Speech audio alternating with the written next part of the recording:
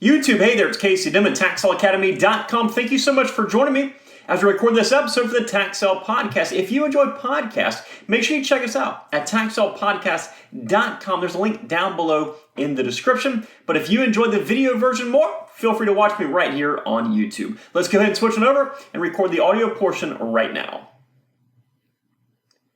Welcome to the Tax Sale Podcast, where tax sale investing is made easy. My name is Casey Dim, and I'm a tax sale veteran and expert, author of the Tax Sale Playbook, founder of the Tax Sale Academy, and I am your host right here on the Tax Sale Podcast. As always, I would like to thank you for joining me on today's podcast episode. It really means quite a bit that you would spend your time listening to me offer my training advice for you in this incredible business. I'd also like to ask you to take a few seconds out of your day to leave a 5-star rating on whatever podcast platform that you're listening to us on, or click that thumbs up button if you're watching the video version over on YouTube. And as always, at the conclusion of this podcast, if you're looking to learn more about investing in tax-defaulted real estate, head on over to TaxSaleAcademy.com. Again, that's TaxSaleAcademy.com. Today, I want to talk a little bit about the path to get started.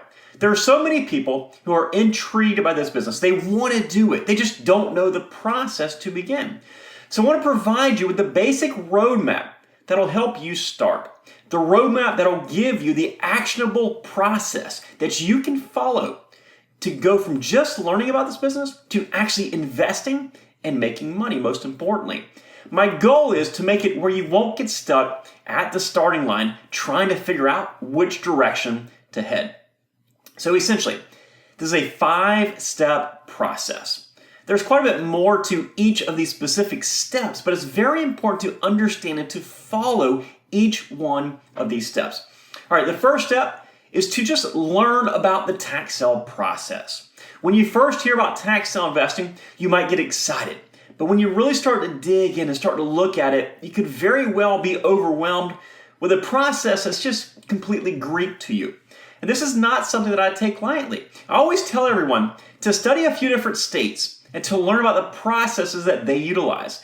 There are a few different types of tax foreclosure processes that you need to become familiar with.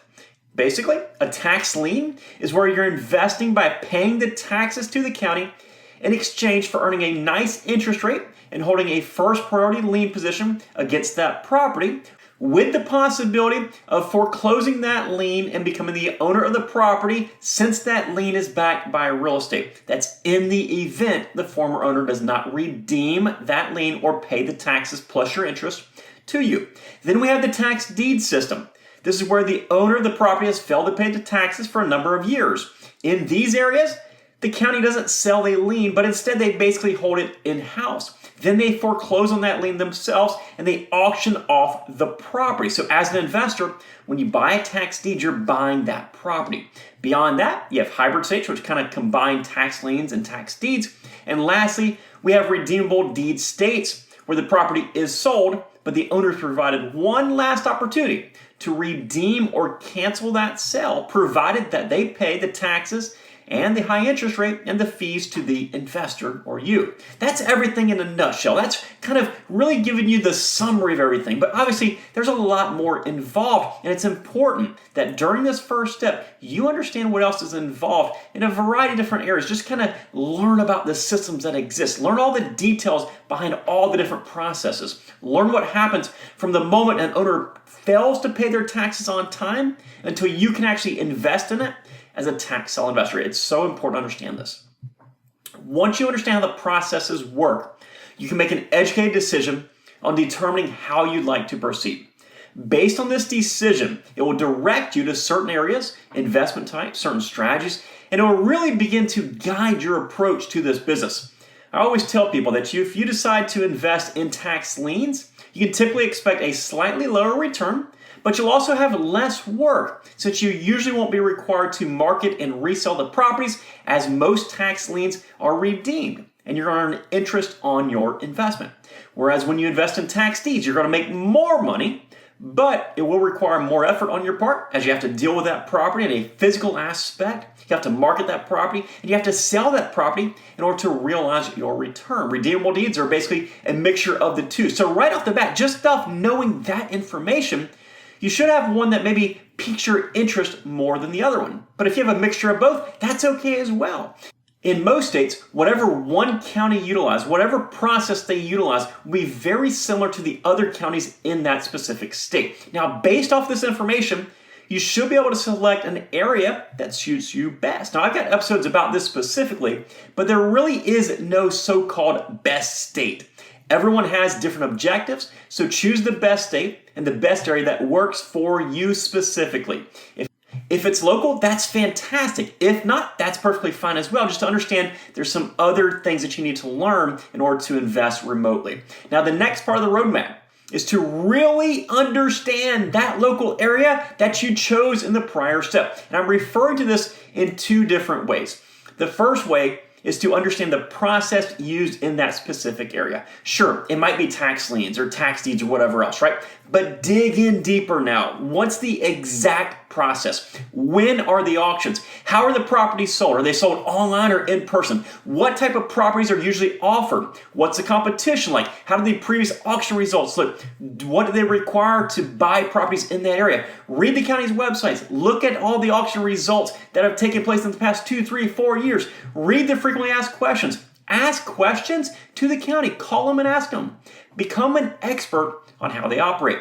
The second way that I'm referring to understanding the area is to know the local market. I've said it before, but the most successful people in anything are the ones who know everything about whatever they're doing, right? If you're a real estate investor, your product is real estate in that local market. So know everything possible about real estate and the market in that specific area. That's going to be a surefire way to generate success for you. Just messing around here and there and dabbling and guessing about the values or guessing what you think is taking place in the market, that's just not going to work. Know the market, know the values, know the supply, know the demand, know what you're doing when it comes to real estate is going to be key for you to have success in this business. Additionally, it's going to be time to dig into the various research tools that you need to become familiar with, because you're certainly going to be using them quite a bit in the future if you're investing in that area. After this, it's time to practice. And I've got episodes on this as well. But what I want you to do is really start going through the motions here. Locate a tax sale list. Begin to analyze that list. Study it. Find answers to your questions about that list. Then research the properties on it. Research them very deeply as if you're going to actually be buying one of those properties. Dig in. Get all the information required to make an informed decision.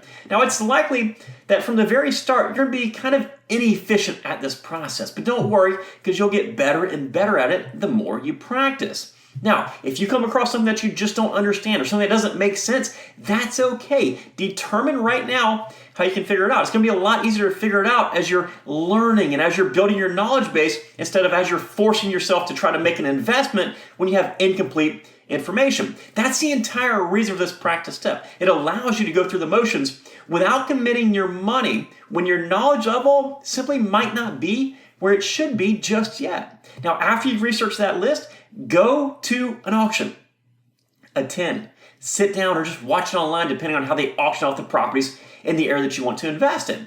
Take notes of what type of properties are selling. What are the auctioneers saying? What are other bidders saying? What are the questions that are being asked? How are the interactions going? What are people talking about? What are they saying? Determine what you can learn just by being present.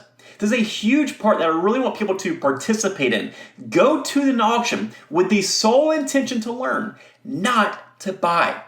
I get comments just about every day from people that follow this advice, and they're like, wow, you have really helped me just by telling me to go to an auction to watch. Guys, it's such an important step. Become familiar, become involved. If you do this, you need to approach it in a manner where you're going to pay much closer attention to what's going on instead of worrying about bidding or how much should I bid or my competition for this one property, whatever it is.